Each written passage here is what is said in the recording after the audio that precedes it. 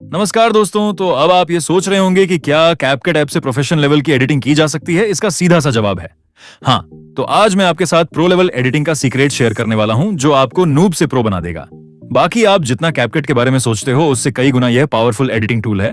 मैं भी अपनी वीडियो इसी में एडिट करता हूं। इस वीडियो में हम मेरी तरह text animation, keyframe, animation, masking, 3D edit और बाकी आगे वीडियो में पता चल जाएगा। बाकी कई क्रिएटर्स इस ऐप को काफी क्रिटिसाइज भी करते हैं क्योंकि इसमें 3D कैमरा जैसे इफेक्ट्स नहीं है। साथ ही इसमें VPA और नेटवर्क एरर की प्रॉब्लम भी रहती है जो हर नई वर्जन आने पर आपको फेस करनी पड़ती है। तो इस वीडियो में इन प्रॉब्लम्स को भी सॉल्व करेंगे। अब CPC ओपन कर लो, लेकिन उससे पहले मेरा टेलीग्राम चैनल ज्वाइन करना ना भूलना। फिर कैपकट में मी वाले ऑप्शन पर जाओ और ऊपर सेटिंग्स पर जाकर नीचे स्क्रॉल करके बिजनेस क्रिएटर मोड को ऑन कर लो। इसके बाद कैपक्यूट में ईमेल से लॉगिन कर लो और तुम्हारी प्रॉब्लम सॉल्व हो जाएगी। सो अपना पहला इफेक्ट है टेक्स्ट एनिमेशन, जो आप लोगों ने मुझसे बहुत पूछा था कि आप इसे कैसे बनाते हो। उसके लिए सबसे पहले पिक्सआर्ट या पिक्सेल लैब ओपन करो। वहां अपने टेक्स्ट को ऐड करके उसमें कोई ग्रेडियंट कलर और इनर शैडो भी ऐड कर दो। इसके बाद बैकग्राउंड को ट्रांसपेरेंट करके इसे एक्सपोर्ट कर लो। अब कैपकट ओपन करो और वो टेक्स्ट ऐड करो। इसे अपने हिसाब से फिट करो और शुरू में एकदम एक की फ्रेम लगा दो। इसके बाद मास्क ऑप्शन पे जाओ। पहला मास्क इफेक्ट सिलेक्ट करो और इसका फेदर थोड़ा बढ़ा दो। फिर मेरी तरह टेक्स्ट को हाइड कर लो। अब टाइमलाइन को अपने हिसाब से आगे करके मास्क इफेक्ट को पूरी तरह राइट साइड में खींच दो। अब हमारा ऐसा एनिमेशन बन गया है, लेकिन ये उतना बेहतर नहीं लग रहा। तो इसके लिए टेक्स्ट इमेज पे क्लिक करो और दूसरे मास्क वाले कीफ्रेम के बाद एक और कीफ्रेम लगा दो। टेक्स्ट इमेज को थोड़ा झूम कर लो। इसके बाद टेक्स्ट इमेज का फालतू हिस्सा अपने वीडियो के अकॉर्डिंग काट दो। अब एनिमेशन पर जाओ, आउट वाले ऑप्शन में जाकर फेड आउट इफेक्ट चुनो और इसकी ड्यूरेशन को एडजस्ट कर लो। अब ये कुछ ऐसा टेक्स्ट एनिमेशन बनकर रेडी हो गया है। अब इफेक्ट ऑप्शन पर जाओ, सर्च बॉक्स में ग्लो टू सर्च करो और पहला इफेक्ट ग्लो टू सिलेक्ट करो। इसके एडजस्टमेंट में जाकर साइज को 100 कर दो और ग्लो को अपने हिसाब से एडजस्ट कर लो। अब ये रहा फाइनल रिजल्ट। अब तीसरा इफेक्ट है iJake स्टाइल कैरेक्टर एनिमेशन। तो कैरेक्टर एनिमेशन बनाने के लिए दोनों कैरेक्टर्स कैपकट में ऐड कर लो। फिर इन कैरेक्टर्स का साइज और टाइमलाइन अपने हिसाब से एडजस्ट कर लो। इसके बाद पहले कैरेक्टर के एकदम शुरू में एक की फ्रेम लगा दो और उसके बाद थोड़ा आगे जाकर एक और की फ्रेम लगा दो। अब पहले की फ्रेम पर कैरेक्टर को थोड़ा रोटेट करके नीचे की तरफ हाइड कर दो। फिर इन की फ्रेम्स पर अपने हिसाब से कोई ग्राफ एनिमेशन ऐड करो। जैसे मैं क्यूबिक एज ग्राफ को ऐड कर देता हूं। इसके बाद पहले कैरेक्टर को ट्रिम कर दो वहां से जहां तुम्हें दूसरा कैरेक्टर चेंज करना है। अब पहले कैरेक्टर की इमेज के आखिरी हिस्से में 2 की फ्रेम लगा दो और आखिरी की फ्रेम में कैरेक्टर को लेफ्ट साइड थोड़ा सा ला दो। इसके बाद दूसरा कैरेक्टर की इमेज को एडजस्ट करके पहले कैरेक्टर की इमेज के बराबर फिट कर दो। याद रहे, पहले कैरेक्टर के आखिरी की फ्रेम की पोजीशन पर ही दूसरा कैरेक्टर को पहले कैरेक्टर के बराबर फिट करना है। अब दूसरे कैरेक्टर में भी एकदम शुरू में एक की फ्रेम लगा दो और उसी के पास एक और की फ्रेम लगा दो। फिर दूसरे की फ्रेम पर जाकर सेकंड कैरेक्टर को थोड़ा लेफ्ट में ले जाओ।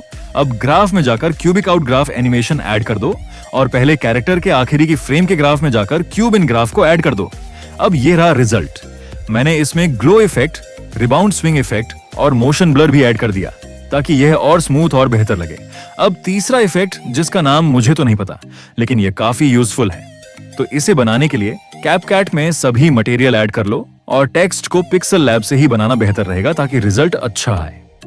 अब कैरेक्टर्स की इमेज और सभी टेक्स्ट को अच्छे से फिट कर लो जैसा मैं कर रहा हूं। इसके बाद सभी टेक्स्ट ओवरले की टाइमलाइन को अपने हिसाब से अच्छे से एडजस्ट कर लो जैसा मैं कर रहा हूं। फिर सभी टेक्स्ट ओवरले के एकदम शुरू में एक की फ्रेम लगा दो और उसके पास ही एक और की फ्रेम लगा दो।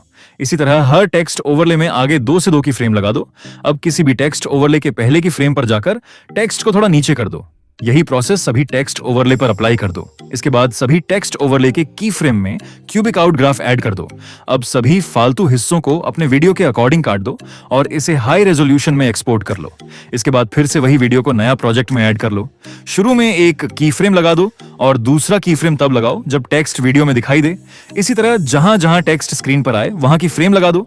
आखिरी टेक्स्ट के की फ्रेम के बाद एक और की फ्रेम लगा दो और फिर आखिर में एक और की फ्रेम लगा दो। ये मैंने थोड़ा पॉज करने के लिए एक्स्ट्रा की फ्रेम लगाया है, तुम अपने हिसाब से एडजस्ट कर सकते हो। अब पहले की फ्रेम के बाद दूसरे की फ्रेम पर जाकर वीडियो को टेक्स्ट पर झूम कर दो। फिर तीसरे की फ्रेम पर जाकर अगले टेक्स्ट के ऊपर वीडियो को झूम करो। इसी तरह अगले की फ्रेम पर जाकर अगले टेक्स्ट पर झूम करना है। इसके बाद उस एक्स्ट्रा की फ्रेम में भी वही झूम कर दो जो पिछले की फ्रेम में किया था। फिर सभी की फ्रेम में क्यूबीज ग्राफ ऐड कर दो। इसके बाद इसे और बेहतर बनाने के लिए मैं glow two effect, rebound swing effect and motion blur भी ऐड करूंगा। अब यह रिजल्ट देखो। अब अगला इफेक्ट है 3D स्क्रीन रोटेशन। तो चलो इसे भी बनाते हैं। सबसे पहले कैपकट में अपनी स्क्रीन रिकॉर्डिंग को ओवरले में ऐड कर लो। अब इसका साइज और पोजीशन एडजस्ट कर लो। इसके बाद इफेक्ट ऑन ऑप्शन में जाकर सर्च करो प्लेयर 3D और इस इफेक्ट को वीडियो में ऐड कर लो। अब इसके ऑब्जेक्ट में जाकर ऑल वीडियो सिलेक्ट करो। फिर इफेक्ट के एकदम शुरू में एक की फ्रेम लगा दो और आखिर में भी एक की फ्रेम लगा दो। अब आखिरी की फ्रेम पर ग्लो को 0 कर दो, टेक्सचर को भी 0 कर दो और रोटेशन को फुल कर दो या अपने हिसाब से एडजस्ट कर लो। फिर पहले की फ्रेम पर जाकर ग्लो को 0 कर दो, टेक्सचर को भी 0 कर दो, बाकी रोटेशन को अपने हिसाब से एडजस्ट कर लो। मैं इसे डिफॉल्ट पर ही छोड़ दूंगा। अब इस इफेक्ट के ग्राफ में जाकर मेरी तरह एक ग्राफ बनाओ या अपने हिसाब से कर लो।